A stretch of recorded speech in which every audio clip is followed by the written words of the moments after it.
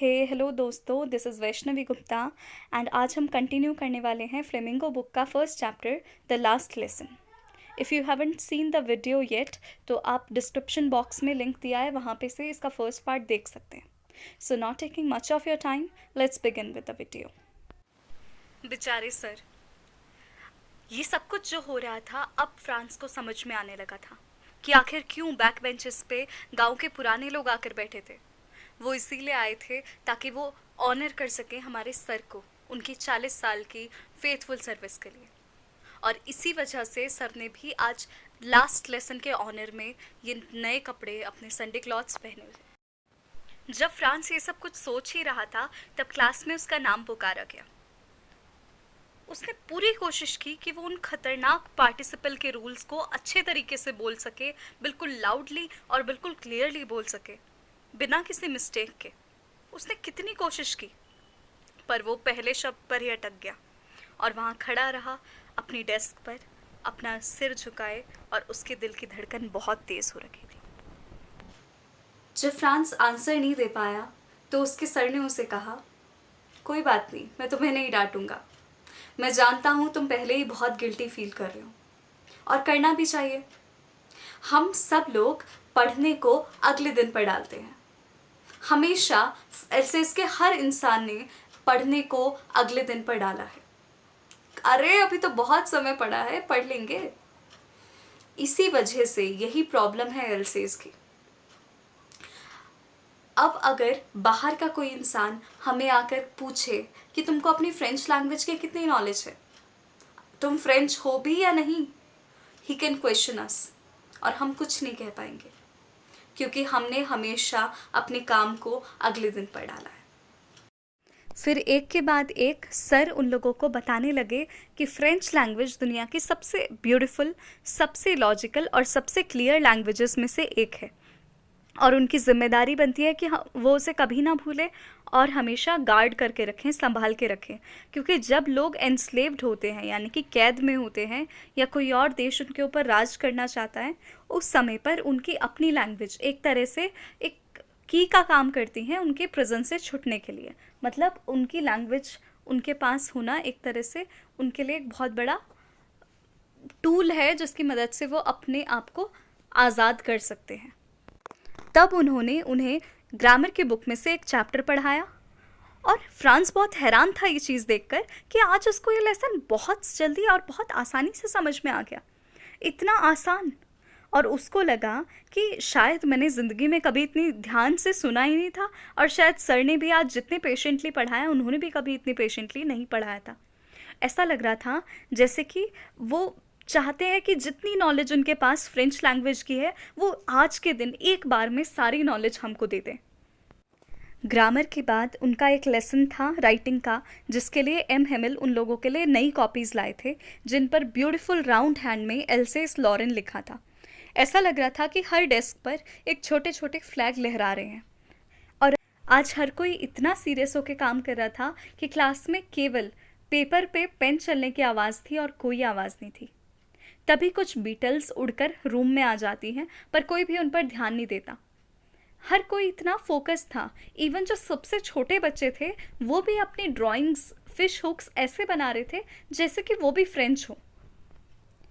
छत पर से पिजन के बोलने की आवाज़ आ रही थी, बहुत हल्की हल्की। तो मैंने मन में सोचा कि क्या ये लोग इनको भी जर्मन में गाने के लिए कहेंगे। जब भी फ्रांस लिखते लिखते अपने सर की तरफ देखता तो उसने देखा कि उसके सर रूम की हर चीज़ को बहुत ध्यान से निहार रहे हैं। ऐसा लग रहा है जैसे कि हर चीज़ को देखकर वो उस सब को अपनी आंखों में संजो के अपने साथ ले जाना चाहते हैं। वैसे भी 40 साल से वो यहाँ पढ़ा रहे हैं। कुछ नहीं बदला 40 सालों में, केवल जो बेंचेस थी वो स्मूथ हो गई और उसके अलावा वॉलनट का ट्री बड़ा हो गया और हॉफ वाइन अब विंडो तक आने लग गई। अपने हाथों से उन्होंने उस हॉफ वाइन को यहाँ पर लगाया था। कितना दर्द देने वाला है ये सब चीज़ों को छोड़कर चले जाना।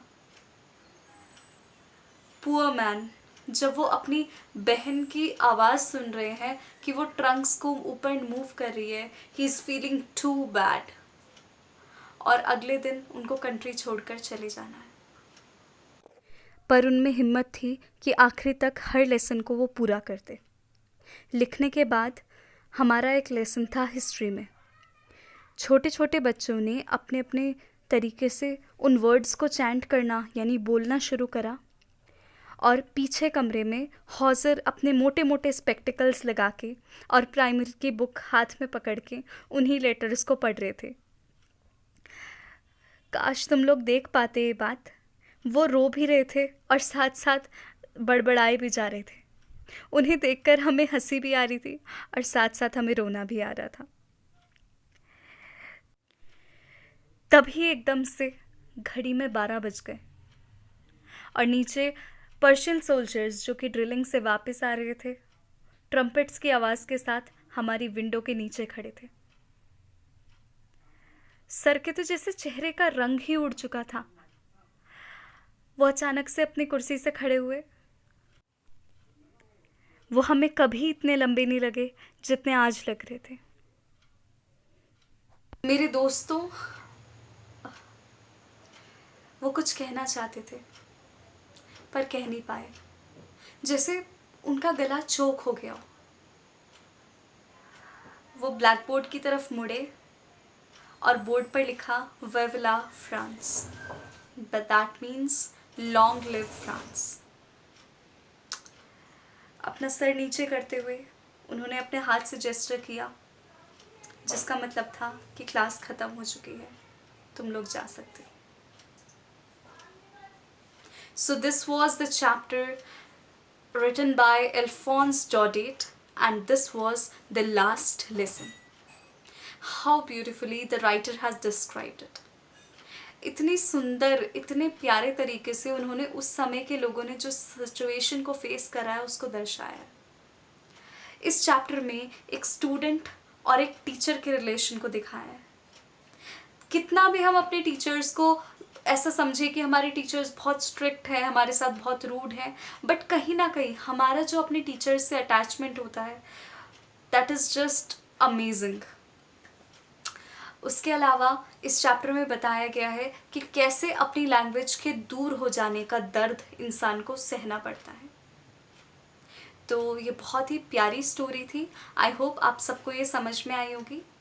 So see you in the next video, and yes, please like, subscribe and share the video। और ये आप लोगों पे डिपेंड करता है कि आप कितना इसको शेयर करते हैं, क्योंकि रिव्यूज़ और शेयर और कमेंट ये चीज़ हमारे लिए बहुत मैटर करती है। प्लीज़ अपने रिव्यूज़ दीजिए, कमेंट्स में प्लीज़ अपने रिव्यूज़ लिखिए, एंड मिलते हैं नेक्स्ट चैप्टर में, नेक्स्ट वीडियो में। Till then, good bye.